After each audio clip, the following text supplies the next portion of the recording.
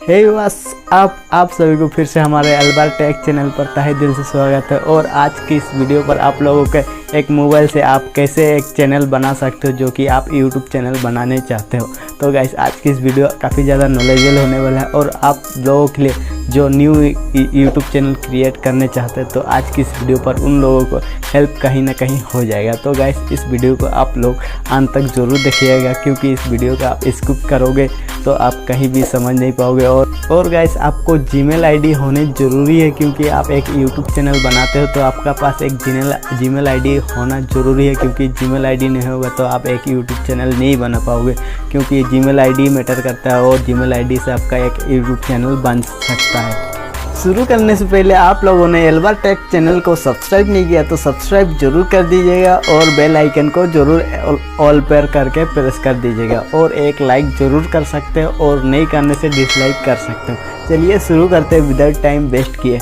और यार मैं अपना मोबाइल के स्क्रीन पर करके दिखाऊंगा कि आप अपना यूट्यूब चैनल को एक क्रिएट करके वेरीफाई कैसे करते हो। चलिए मैं मोबाइल पर करके दिखाऊंगा।